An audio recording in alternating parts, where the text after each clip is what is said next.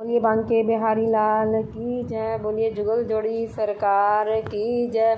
समस्त पापों को नष्ट करने वाला ये व्रत, सुख समृद्धि देने वाला ये व्रत भाद्रपद मास के कृष्ण पक्ष की इस अजा एकादशी का व्रत है।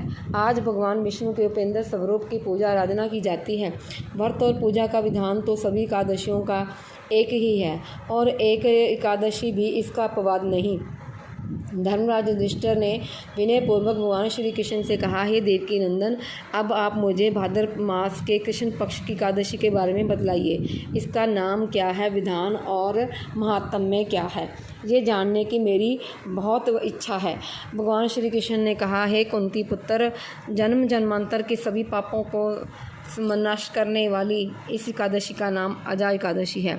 इसके व्रत को करने से मनुष्य सब पापों से मुक्त हो जाता है।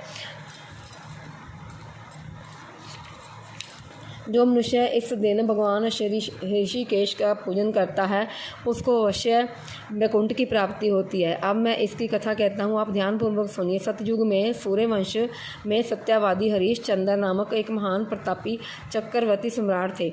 एक बार उन्होंने अपना संपूर्ण राज्य राज ऋषि विश्वामित्र को दान कर दिया और दक्षिणा चुकाने के लिए अपनी पत्नी, पुत्र तथा समय को दास के रूप में बेच दिया। राजा शमशान में चंडाल का दास बनकर सत्य को धारण करता हुआ मृतकों का वस्त्र ग्रहण करता रहा, मगर किसी प्रकार भी सत्य से विचलित नहीं हुआ। कई बार राजा चिंता के समुद्र में डूबकर अपने मन में विचरने लगता कि मैं कहाँ जाऊँ, क्या करूँ जिससे मेरा उद्धार हो। इस प्रकार राजा को कई वर्ष बीत गए। एक दिन राजा इसी चिंता में बैठा हुआ था कि गौतम ऋषि आ गए।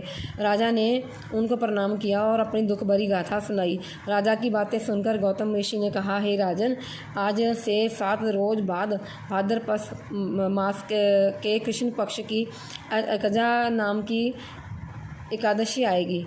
तुम विधि पूर्वक उसका व्रत करो। इस व्रत के पुण्य के प्रभाव से तुम्हारे समस्त पाप नष्ट हो जाएंगे।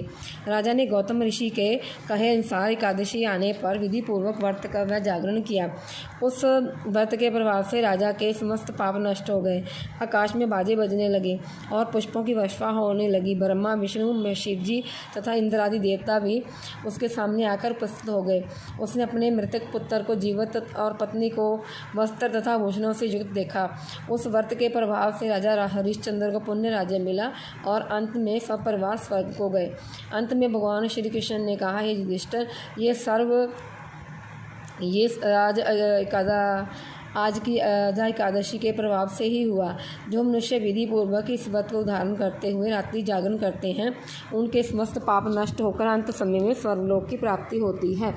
इस एकादशी की कथा के श्रवण मात्र से ही अश्वमेध यज्ञ का फल मिलता है। बोल बांके बिहारी लाल की जय।